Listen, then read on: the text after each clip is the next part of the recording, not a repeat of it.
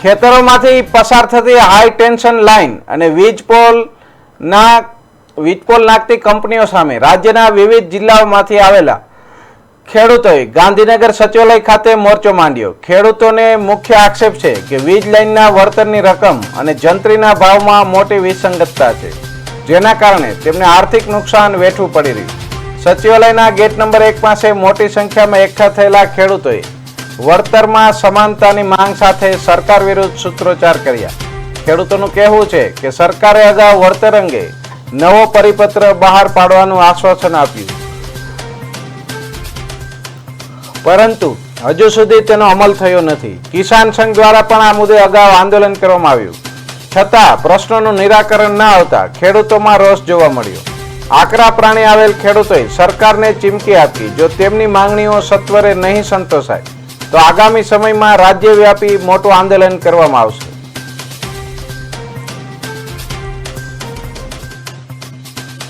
राज्य अलग अलग जिला खेडूतो गांधीनगर पहुंचा है। मांगणी है कि जो खेतर में जो वीज पोल नाखवामां आवे छे वळतर है ते समान आपवामां आवतुं नथी। कोईने नहीं जोईए तो कोईने थोडुं वधारे आपवामां आवे छे। अलग अलग जगह वळतर आपवामां आवे छे। तेमनी मांगणी को लोकोने एक ज सरखुं वळतर आपवामां आवे। आपणे एमनी साथे वात करीशुं। कदी आव्या छो? હું કચ્છમાંથી આવ્યો છું, વાંઢિયા ગામેથી। મારું નામ ભરત પટેલ। ભરતભાઈ, શું પ્રોબ્લેમ છે? કેટલી તમારી માંગો કેટલી છે? અમારી માંગો નજીવી છે। આજે અમે એક જ ડિમાન્ડ કર્યો છે સરકાર પાસે કે જે વાણિજ્ય હેતુ વળતર છે એ ચૂકવવામાં આવે। આજે સરકાર ખેતીની જંત્રી પ્રમાણે અમારા ગમતી જમીન છીનવી રહી છે। અમારી વળતરની માંગણી છે કઈ વાણિજ્ય હેતુ, બસ। તો ચોક્કસ છે આપણી પાસે બીજા ખેડૂત છે વાત કરીશું। શું આપણે? મારું નામ વીરુભાઈ આહિર, હું દ્વારકાથી છું। આ મહાકાય કંપનીઓ ખેડૂતોને ખૂબ હેરાન કરી રહી છે, એટલે મેં રાજ્ય સરકારને વિનંતી કરી કે આના ઉપર કંઈ કરે અને વાણિજ્ય હેતુ બહાર પાડે। પણ અત્યાર સુધીમાં જે કિસાન સંઘને રાજ્ય સરકારે વચન આપ્યું હતું એવું વચન હજી સુધીમાં પૂર્ણ કર્યું નથી। એટલે અમે આજે બધા જ જિલ્લામાંથી ખેડૂત આગેવાન આવ્યા છે અને મંત્રી સાહેબ અને મુખ્યમંત્રી સાહેબને વિનંતી કરીએ છીએ કે તમે જે વચન આપ્યું છે વચન પાડો, અન્યથા આવનાર દિવસોમાં અત્યારે તમે આગેવાનો જ આવ્યા છે પણ દરેક જિલ્લામાંથી ખેડૂતો લઈને અમે ઉગ્ર આંદોલન કરશું, કારણ કે આ ખેડૂતોના હકનું આંદોલન છે અને તંત્રને સાથે રાખીને ભોળા ખેડૂતો ઉપર કંપની દ્વારા ખૂબ મોટા અત્યાચાર કરવામાં આવે છે। એટલે અમે સરકારને વિનંતી કરીએ છીએ કે આ તંત્રને આડમાં ખેડૂતો ઉપર અત્યાચાર ન કરો। ખેડૂત છે તો દેશ છે। કિસાન સંઘમાં તમે રજૂઆત કરી છે? કિસાન સંઘ જ્યારે સરકારને મળતા હોય લોકો રજૂઆત કરતા હોય તો આ અંગે એ લોકો રજૂઆત કરી હતી? ઘણી વખત રજૂઆત કરી હતી। કિસાન સંઘ જ બાંહેધરી આપી હતી કે રાજ્ય સરકારે આપણી માંગો સ્વીકારી લીધી છે, પરંતુ હજી સુધીમાં એનો કોઈ નિવેડ આવ્યો નથી। એટલે અમે આજે રાજ્ય સરકાર પાસે આવ્યા છીએ અને આવનાર દિવસોમાં જો એમને જીઆર નહીં પાડે તો અમે અમારી લડત ને અમારો હક જરૂર ને જરૂર માગશું। હજુ ચોક્કસ આજ બધી આવશું ભરૂચ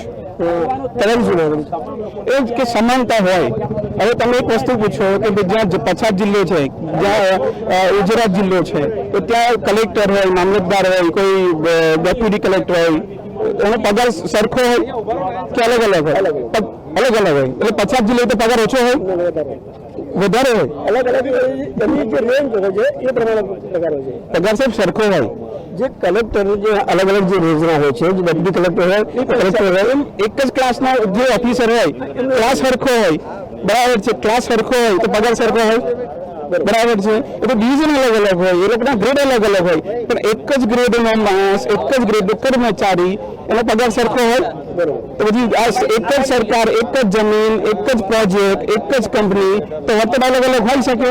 આ એ પ્રશ્ન છે મૂળ કે વળતર અલગ અલગ। તમારી કેટલી જમીન જાય? 4 વીઘા। તમને કેટલી વળતર મળી? તો નક્કી જ નથી હજુ, એ લોકો નક્કી જ નથી, જીઆરમાં કે નક્કી જ નથી હજુ। એ લોકો જયારે અત્યારે જંત્રી પ્રમાણે આપે છે, જંત્રીનો મિસયુઝ થાય છે, જંત્રીનો મિસયુઝ કરે છે। જંત્રી શું કામ છે કે સ્ટેમ્પ ડ્યુટી ભરવા માટે, બરાબર છે? શું જંત્રી પ્રમાણે સરકારની જમીન છે એ જંત્રી પ્રમાણે મને સરકાર આપશે? નહીં આપતી। તો પછી અમારી જમીન કેમ લે સરકાર? એટલે સમાનતા જ નથી, સમાનતા જોઈએ। અત્યારે તમે પહેલા રજૂઆત કરવા સીએમ તમે રજૂઆત કર્યા બાદ તો તમે તમારી માંગણી ના સંતોષે તો આગળ શું કરશો?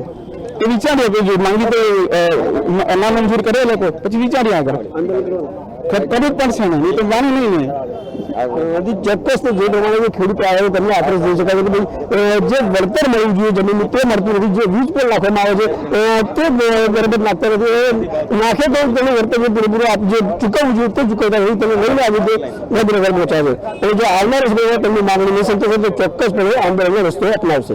કેમેરામેન કરણ દર્શી સાથે વિરેન મહેતા, પાટનગર નેટવર્ક, ગાંધીનગર.